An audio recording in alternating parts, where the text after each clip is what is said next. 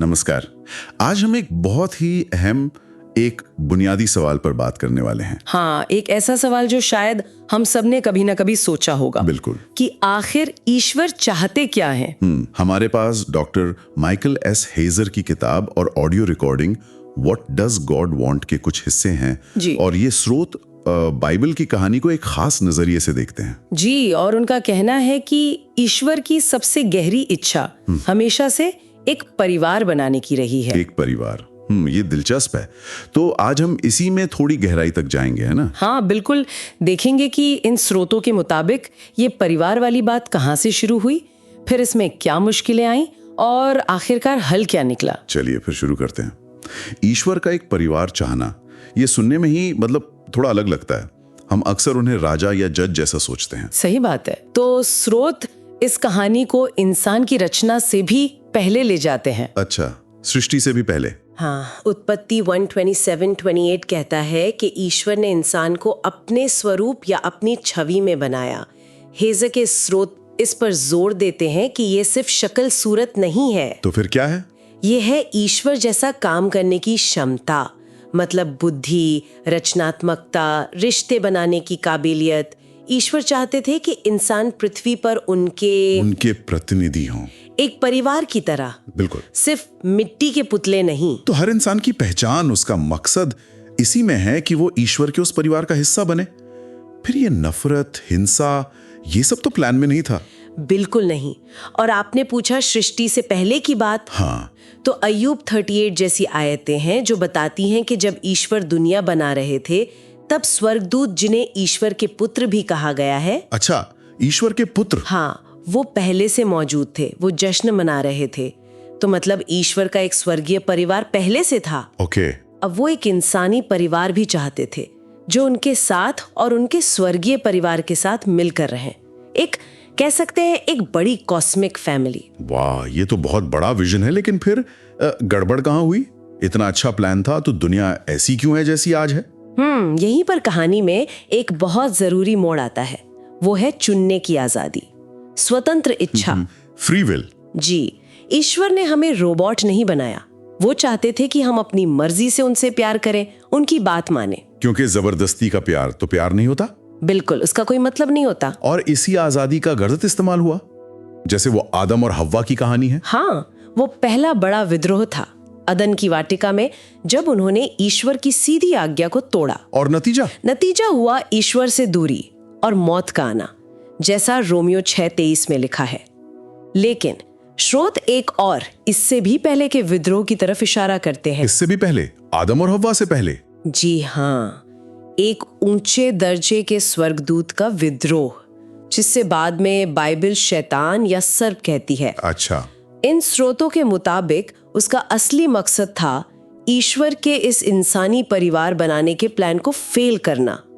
वही था जिसने हव्वा को बहकाया था। ओ, तो दुनिया में जो बुराई है वो ईश्वर ने नहीं बनाई? नहीं, ये उनकी दीवी आजादी के गलत इस्तेमाल का नतीजा है, स्वर्गदूतों का भी और इंसानों का भी।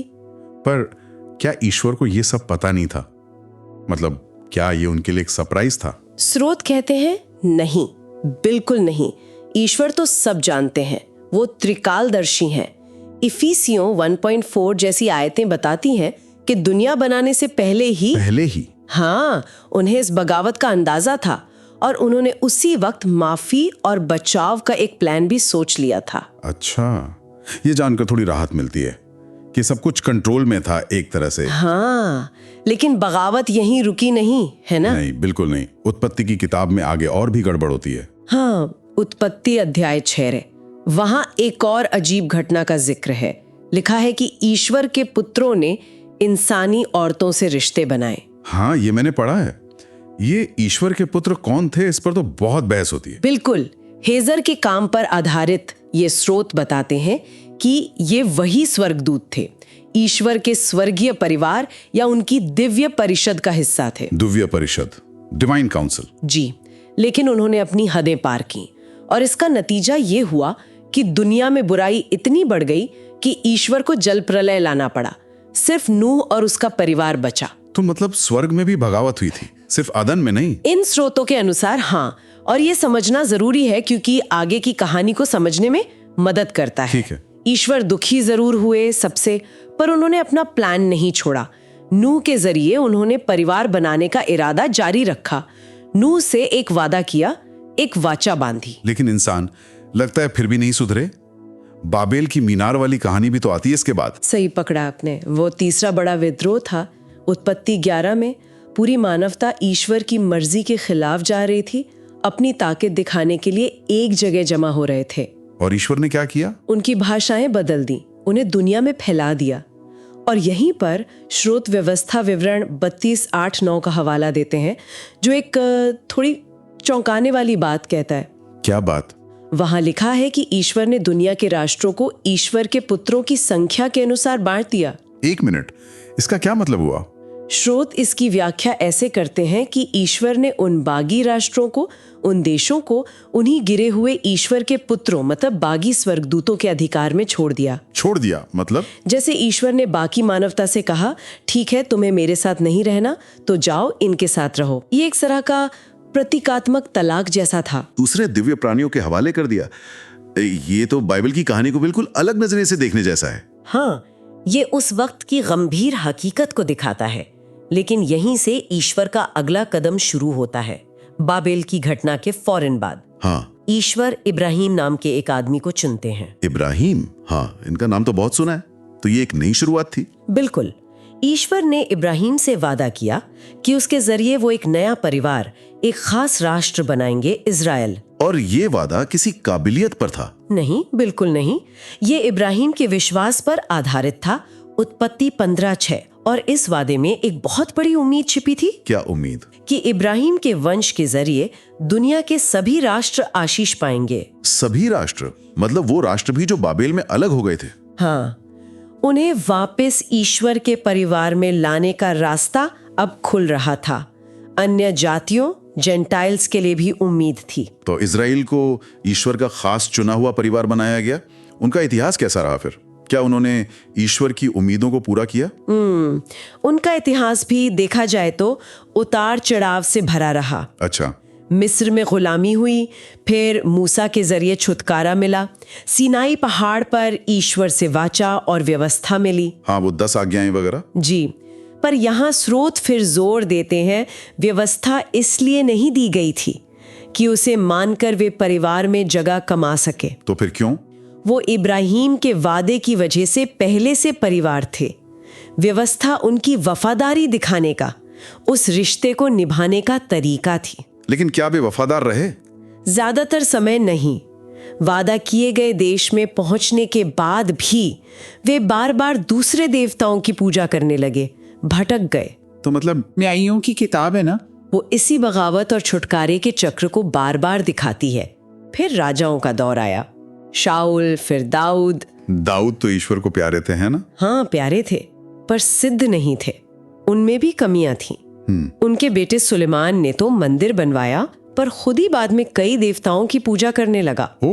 नतीजा, राज्य 2 हिस्सों में बंट गया और आखिरकार दोनों हिस्से अपनी लगातार बगावत के कारण दूसरे देशों की गुलामी में चले गए, अशूर और बेबीलोन। तो इजराइल भी ईश्वर का चुना हुआ परिवार होने के बावजूद मोटे तौर पर असफल ही रहा। ये तो निराशाजनक है। और इससे यही लगता है कि इंसान अपने दम पर, अपनी ताकत से ईश्वर के साथ रिश्ता निभा ही नहीं सकता। कुछ और चाहिए था, एक स्थायी समाधान। हाँ, कोई परमानेंट सॉल्यूशन। क्या जरूरतें थी? देखिए, समस्याएं साफ थी, टूटे हुए वादे थे, इंसानी नाकामी थी, मौत का साया जो अदन से चला आ रहा था, और एक ऐसे सिद्ध राजा और ईश्वर के सच्चे प्रतिनिधि की जरूरत थी जो सब कुछ ठीक कर सके। यहीं पर यिर्मयाह और यहेजकेल जैसे नबियों ने एक नई वाचा का वादा किया, एक नया एग्रीमेंट। नई वाचा, उसमें क्या खास था? वादा ये था कि ईश्वर अपनी आत्मा लोगों के दिलों में डालेंगे ताकि वे अंदर से बदल सकें, बाहरी नियमों को मानने के लिए मजबूर ना हो, बल्कि अंदर से मानना चाहें। यहाँ एक महत्वपूर्ण सवाल उठता है। ईश्वर अपने वादों को, जैसे इब्राहिम और दाऊद से किए वादों को, कैसे पूरा कर सकते थे जब उनके अपने ही लोग बार बार उन्हें ठुकरा रहे थे? आखिरी जरूरत क्या थी? आखिरी जरूरत थी एक ऐसे शख्स की जो पूरी तरह इंसान भी हो, ताकि वो हमारी जगह खड़ा हो सके। और और पूरी तरह ईश्वर भी हो, ताकि वो सिद्ध हो, उसमें कोई कमी ना हो और वो मौत पर जीत हासिल कर सके। और यहीं पर यीशु की कहानी आती है। बिल्कुल, स्रोतों के अनुसार यीशु ही वो जवाब थे, वो समाधान थे। ईश्वर खुद इंसान बनकर दुनिया में आए। यूहन्ना 1:14 इसे अवतार कहते हैं। अवतार। हाँ, यीशु ने वो सारे वादे पूरे किए जो इब्राहिम और दाऊद से किए गए थे। वो ईश्वर के सिद्ध प्रतिरूप या छवि थे। सबसे जरूरी बात, मौत की समस्या, उसका क्या किया उन्होंने? अपनी मौत के जरिए और फिर तीसरे दिन जी उठने के द्वारा उन्होंने मौत पर ही जीत हासिल कर ली।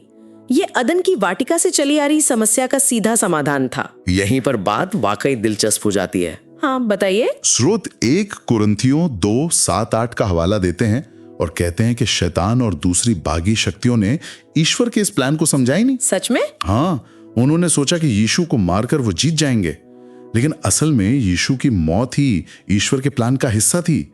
उसी के जरिए ईश्वर पाप और मौत पर जीत हासिल करने वाले थे। अरे वाह, तो शैतान ने अनजाने में खुद ही अपनी हार पक्की कर ली। ये तो कमाल का मोड़ है कहानी में, है ना? बिल्कुल। और ये समझना बहुत जरूरी है कि ये जो बचाव है, ये उद्धार, ये किसी अच्छे काम करने से नहीं मिलता। तो फिर कैसे मिलता है? ये यीशु पर विश्वास करने से मिलता है, एक मुफ्त तोहफे की तरह।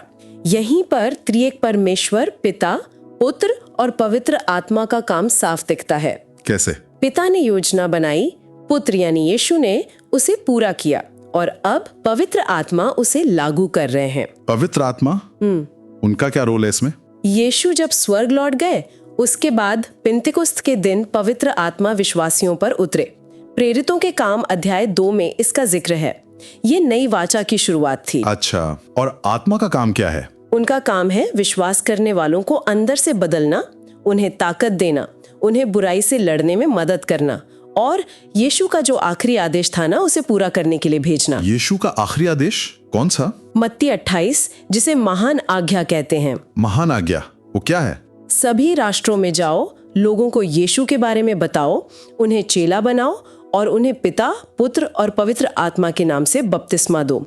उन्हें वो सब बातें मानना सिखाओ जिनका हुक्म यीशु ने दिया है। सभी राष्ट्रों में, मतलब ये बाइबल वाली बात से जुड़ता है। हाँ, याद है बाइबल में राष्ट्र कैसे ईश्वर से दूर हो गए थे और स्रोत कहते हैं कि उन्हें दूसरे प्राणियों के हवाले कर दिया गया था। हाँ, वो तलाक वाली बात। जी, तो महान आज्ञा उन राष्ट्रों को वापस ईश्वर के परिवार में लाने का मिशन है, विश्वास के जरिए अंधकार के राज्य पर जीत हासिल करना। तो ये पूरी कहानी ईश्वर के उस परिवार को फिर से बनाने और बढ़ाने के बारे में ही है, शुरू से आखिर तक। बिल्कुल। तो इसका अंत क्या है?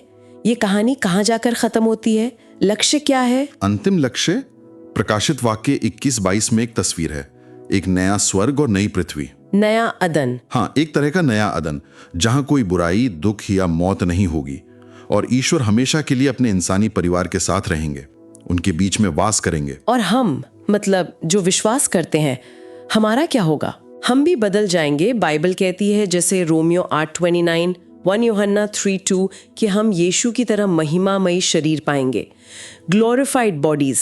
वाह। और सिर्फ यही नहीं, यदि हम इसे बड़ी तस्वीर से जोड़ें तो ये कहानी अंततः ईश्वर और मानवता के बीच एक बहाल महिमामयी पारिवारिक रिश्ते की है। पारिवारिक रिश्ता। हाँ, और इसमें एक और दिलचस्प पहलू है। 1 कुरिन्थियों 6:3 और प्रकाशित वाक्य 2:26 जैसी आयतें हैं, वो इशारा करती हैं कि विश्वासी मसीह के साथ मिलकर राष्ट्रों पर शासन करेंगे। शासन करेंगे? किन पर? उन बागी स्वर्गदूतों की जगह लेंगे जिन्होंने अपनी जिम्मेदारी नहीं निभाई थी। तो ये कोई तानाशाही नहीं, बल्कि एक सच्ची पारिवारिक साझेदारी होगी, ईश्वर के काम में हाथ बटाना। वाह, ये तो सचमुच एक बहुत बड़ी और उम्मीद भरी तस्वीर है। शुरू से लेकर आखिर तक एक ही कहानी चल रही है। हाँ, ईश्वर के परिवार की कहानी। तो अगर ये पूरी कहानी है, तो फिर ये सुसमाचार या गॉस्पेल जिसे कहते हैं, उसका निचोड़ क्या है? एकदम संक्षेप में। बहुत अच्छा सवाल, क्योंकि ये सब समझने के बाद सुसमाचार का मतलब और भी गहरा हो जाता है। 1 कुरिन्थियों 15 और रोमियो 1 के मुताबिक सुसमाचार का सार ये है, यीशु मसीह हमारे पापों की सजा के लिए मरे, हमारे पापों के लिए। हाँ, उन्हें दफनाया गया और वो मौत पर जीत पाकर तीसरे दिन जी उठे। और ये खुशखबरी क्यों है? खुशखबरी इसलिए है क्योंकि हम सबने पाप किया है। रोमियो 3:23 कहता है, सबने पाप किया है और ईश्वर की महिमा से रहित हैं। हम ईश्वर से दूर हो गए हैं। और अपनी कोशिशों से उस दूरी को मिटा नहीं सकते। बिल्कुल नहीं। हम कितने भी अच्छे काम कर लें, वो काफी नहीं है। खुशखबरी ये है कि ईश्वर ने खुद इसका इंतजाम किया। यीशु पर विश्वास करने से हमें माफी मिलती है और हम ईश्वर के परिवार का हिस्सा बन जाते हैं। ये कमाया नहीं जाता। नहीं, ये मुफ्त मिलता है, ईश्वर की कृपा से, उनके अनुग्रह से। तो इसका मतलब क्या है? इसका मतलब है कि उद्धार पूरी तरह से ईश्वर की कृपा पर आधारित है। ये हमारे अच्छे कामों या धार्मिक रिवाजों को मानने पर निर्भर नहीं करता। और ये समाधान पूरी तरह ईश्वर की तरफ से है। इसीलिए यीशु ने यूहन्ना 14:6 में कहा, रास्ता, सच्चाई और जीवन मैं ही हूं, कोई दूसरा रास्ता नहीं है। सही। लेकिन कई बार लोग सोचते हैं या शायद उन्हें सिखाया जाता है कि उन्हें अच्छे काम करके ईश्वर को खुश करना पड़ेगा, शायद अपराध बोध की वजह से। हाँ, इसे स्रोत प्रदर्शन का जाल कहते हैं। लगता है कि हमें कुछ करके दिखाना होगा, अपनी योग्यता साबित करनी होगी। लेकिन सच ये है कि उद्धार कमाया ही नहीं जा सकता, वो एक तोहफा है, उसे बस स्वीकार करना होता है विश्वास के साथ। और इसी समझ से शायद अगला कदम आता है शिष्यता, चेला बनना। बिल्कुल, शिष्यता या डिसाइपलशिप ये उद्धार पाने के बाद शुरू होती है। हाँ, ये यीशु के पीछे चलना है, उनकी तरह जीना सीखना है। इसकी वजह डर या मजबूरी नहीं होनी चाहिए। तो फिर क्या होनी चाहिए? वो प्यार और एहसानमंदी जो हमें ये मुफ्त उद्धार मिलने पर महसूस होती है। अरे, ईश्वर ने मेरे लिए इतना कुछ किया, अब मैं उनके लिए जीना चाहता हूँ। तो उद्धार मुफ्त है, पर शिष्य बनने में कीमत चुकानी पड़ती है। हाँ, कह सकते हैं। कीमत मतलब अपनी जिंदगी को यीशु की सिखाई बातों के मुताबिक ढालना, अपने स्वार्थ को पीछे रखना। तो अगर उद्धार मुफ्त मिल गया तोहफे में, तो फिर यीशु की तरह जीने की जरूरत क्यों है? आराम से क्यों नहीं रह सकते? अच्छा सवाल है। स्रोत कई वजह बताते हैं। पहले, पाप जो है ना, वो सिर्फ ईश्वर के खिलाफ नहीं, वो हमें और दूसरों को भी नुकसान पहुंचाता है। ईश्वर का रास्ता हमें बचाता है और सच्ची खुशी और शांति देता है। ठीक है। दूसरी वजह, हमारा बदला हुआ जीवन ही हमारे विश्वास की सबसे बड़ी गवाही है। अगर हम कहें कि हम यीशु को मानते हैं पर जिए वैसे ही जैसे पहले जीते थे, तो कौन हमारी बात पर यकीन करेगा? हमारी बातों और कामों में फर्क नहीं होना चाहिए। हाँ, ये बात तो है। और तीसरी, ये ईश्वर के परिवार में रहने का तरीका है, उनके साथ संगति बनाए रखने का, उनके करीब रहने का तरीका। लेकिन क्या होगा अगर मैं असफल हो जाए? मतलब एक शिष्य से गलती हो जाए, वो पाप कर बैठे, तो क्या वो परिवार से बाहर हो जाता है? नहीं, बिल्कुल नहीं, ऐसा होगा ही, क्योंकि हम अभी भी सिद्ध नहीं हुए हैं। हम सब गलतियां करते हैं, लेकिन अच्छी बात यह है कि ईश्वर का प्यार हमारी गलतियों पर निर्भर नहीं करता। तो फिर क्या करें? 1 यूहन्ना 1 कहता है कि अगर हम अपने पाप मान लें तो वो विश्वास योग्य और धर्मी है कि हमारे पापों को माफ करे और हमें सब अधर्म से शुद्ध करें। जरूरी है कि हम गिरें तो उठें, अपनी गलती माने, माफी मांगे और फिर से यीशु के पीछे चलने की कोशिश करें। उनका प्यार बना रहता है। ये जानना बहुत जरूरी है। तो एक शिष्य असल में करता क्या है? क्या कुछ खास काम है जो उसे करने चाहिए? स्रोत इस बारे में क्या कहते हैं? शिष्यता दिखती कैसी है रोजमर्रा की जिंदगी में? हाँ, स्रोत कुछ बुनियादी बातों का जिक्र करते हैं जो शिष्य के जीवन में दिखनी चाहिए, पर इन्हें किसी चेकलिस्ट की तरह नहीं देखना चाहिए। ये सब रिश्ते से जुड़ी बातें हैं। रिश्ते से जुड़ी? हाँ, सबसे जरूरी है प्रेम। ईश्वर से प्रेम, अपने पड़ोसी से प्रेम और साथी विश्वासियों से प्रेम। मत्ती 22, यूहन्ना 13-15 ये सब इसी पर जोर देते हैं। ये सबसे बड़ा हुक्म है। ठीक है, प्रेम। और फिर है समुदाय या संगति, फेलोशिप। मसीही जीवन अकेले चलने वाला नहीं है, हमें एक दूसरे की जरूरत है। देखभाल करना, बोझ उठाना, साथ मिलकर प्रार्थना करना सीखना। जैसे प्रेरितों के काम अध्याय 2 में दिखता है, वो लोग साथ मिलकर रहते थे, खाते पीते थे। बिल्कुल। बपतिस्मा लेना, प्रभु भोज में हिस्सा लेना, ये सब समुदाय में होता है। जानबूझकर एक मन होना, जैसा फिलिपियों में लिखा है। प्रेम, समुदाय और में मदद करना, शिष्य बनाना। हाँ, शिष्य बनाना। इनके साथ ही जाहिर है प्रार्थना करना, ईश्वर पर अपनी निर्भरता दिखाना, बाइबल पढ़ना और उसे सिर्फ पढ़ना नहीं, लागू भी करना, और कभी कभी दुख उठाने के लिए भी तैयार रहना, क्योंकि यीशु ने कहा था कि उनके पीछे चलने में मुश्किलें आएंगी। ये सब शिष्यता का हिस्सा है। तो कुल मिलाकर अगर हम इसे समेटें तो स्रोतों के मुताबिक ईश्वर की कहानी एक परिवार बनाने की चाहत से शुरू हुई। जी हाँ, इंसानी और जैसा आपने बताया स्वर्गदूतीय बगावत ने इसमें रुकावट डाली। बहुत बड़ी रुकावट। बिल्कुल। लेकिन ईश्वर ने हार नहीं मानी। उन्होंने यीशु के जरिए एक रास्ता बनाया ताकि कोई भी, चाहे उसकी पृष्ठभूमि कुछ भी हो, सिर्फ विश्वास करके उस परिवार का हिस्सा बन सके। विश्वास के द्वारा कृपा से। हाँ, और शिष्यता उस प्यार और कृपा का हमारा जवाब है, जिसमें हम सीखते हैं कि उस परिवार के सदस्य के तौर पर कैसे जिया जाए, कैसे प्रेम किया जाए, कैसे समुदाय में रहा जाए और कैसे उस मिशन में हिस्सा लिया जाए। बिल्कुल सही कहा आपने। पूरी कहानी का सार यही है। तो ये सब जानने के बाद इसका क्या मतलब है? हाँ, ये एक महत्वपूर्ण सवाल मन में आता है। अगर ईश्वर का अंतिम लक्ष्य एक ऐसा परिवार बनाना है जो अपनी मर्जी से प्यार और साझेदारी में उनके साथ काम करे, तो आज हमारी जिंदगी में उस पारिवारिक व्यवसाय में हिस्सा लेने का क्या मतलब है? हम कैसे उस बड़े मिशन में उन राष्ट्रों को वापस लाने के काम में भागीदार हो सकते हैं? ये सोचने वाली बात है और सुनने वालों के लिए भी शायद ये सोचने की बात है। इस बड़ी कहानी के आईने में ईश्वर के साथ अपने रिश्ते को कैसे देखते हैं, दुनिया में अपनी भूमिका को कैसे देखते हैं? आपके लिए अपनी रोजमर्रा की जिंदगी में ईश्वर की छवि में होने या उनका प्रतिनिधि होने का क्या मतलब हो सकता है? बिल्कुल। इसी सवाल के साथ मुझे लगता है आज की बातचीत यहीं खत्म करते हैं। ठीक है।